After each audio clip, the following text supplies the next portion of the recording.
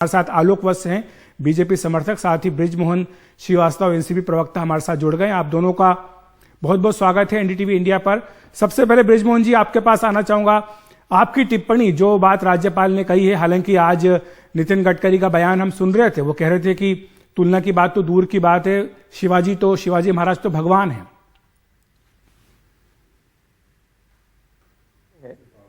कि जो भारतीय जनता पार्टी मुसलमानों, औरंगजेब का हमेशा विरोध करती है, उसके प्रवक्ता इस समय और भाजपा खुद उस क्रूर बादशाह को अपना हीरो मान के बात कह रही है।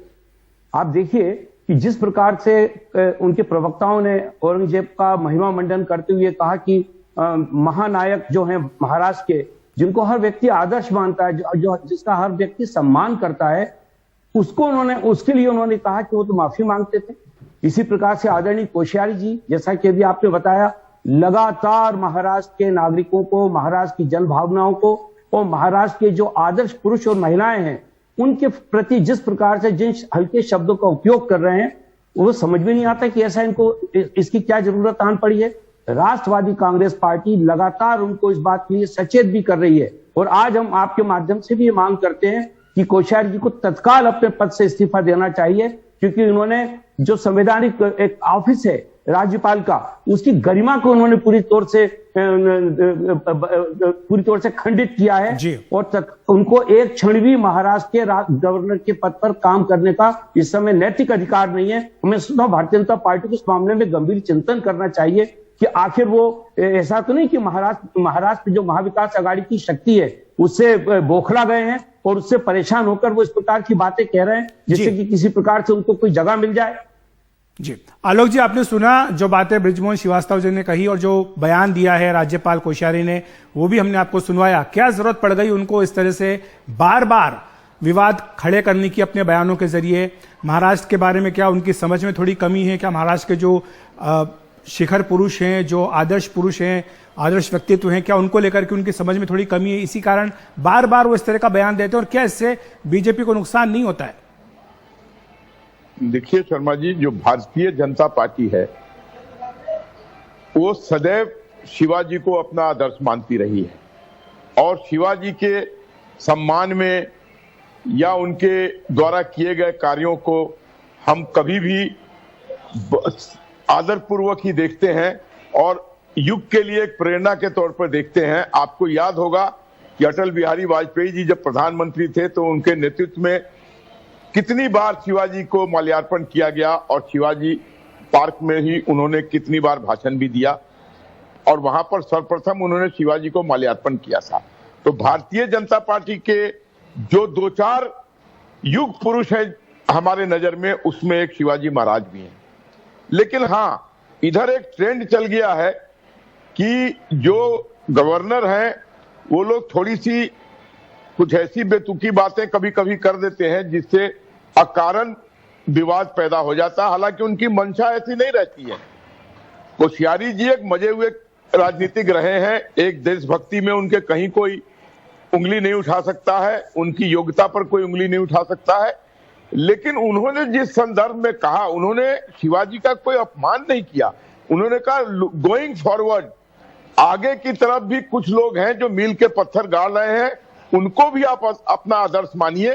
उस कड़ी में आलोक जी, नितिन गडकरी को और शिवाजी महाराज को एक ही सांचे में खड़ा करना, क्या आप इसको उचित मानते हैं? खुद हमने गडकरी को सुना कहते हैं कि शिवाजी महाराज तो भगवान है हमारे लिए।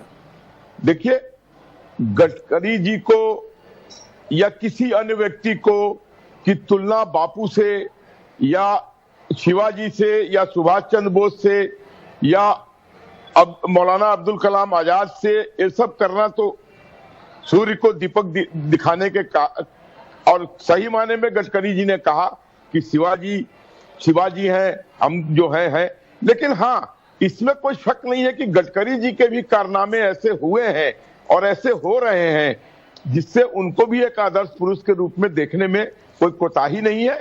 But comparatively no comparison between him and Shivaji.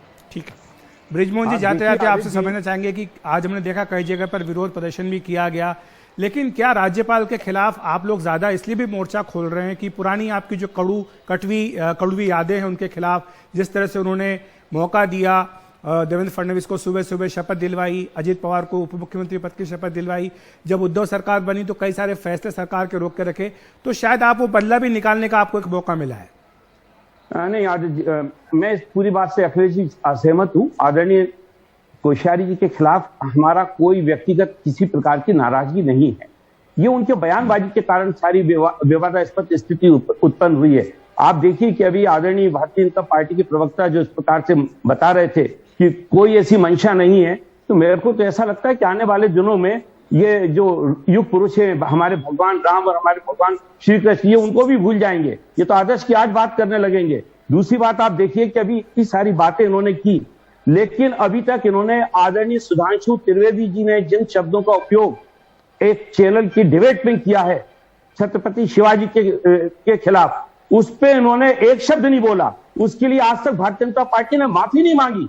इससे पूरा ये बात स्पष्ट होती है कि ये लोग लगातार महाराष्ट्र के जो आदर्श पुरुष हैं, जो शौर्य और वीरता के चिन्ह हैं, उनके खिलाफ, उन आदर्श पुरुषों के और महिलाओं के खिलाफ बोलकर ये नाराजगी पैदा करना चाहते हैं। और मुझे ऐसा लगता है कि इनकी मंशा कुछ अन्यथा है। इसके ऊपर पूरी देश को ध्यान देना होगा, क्योंकि इस प्रकार से ये जो आदर्श जो भी हैं, किसी के भी आदर्श हो, किसी को कोई भी उनको मानता हो, अगर उनके खिलाफ इस प्रकार की भाषा का उपयोग करके ये क्या इस देश के अंदर कोई वातावरण को दूषित करना चाहते हैं, वातावरण में किसी प्रकार की कोई ऐसी इनकी मंशा है जिससे टकराव पैदा होने लगे। मेरा तो कहना यह है कि इस पे बहुत गंभीरता पूर्वक अभी भी समय भारतीय जनता पार्टी के नेताओं को, भारतीय जनता पार्टी के नेतृत्व को सबसे पहले तो अपने प्रवक्ताओं के खिलाफ निंदा प्रस्ताव पारित करना चाहिए। और अगर सचमुच भारतीय जनता पार्टी के आदरणीय प्रवक्ता जो भी चैनल पे हैं, अगर वो असहमत है उनकी बात से, बार बार तो उनको भी सुधांशु जी का नाम ले रहे हैं, वो तो अभी जब चाहिए। उनसे बात होगी तो जाहिर सी बात है कि उनसे पूछा जाएगा। लेकिन बहरहाल बृजमोहन जी और आलोक जी, आपका बहुत बहुत धन्यवाद हमारे साथ जुड़ने के लिए, विस्तार से समझाने के लिए इस पूरे विवाद को।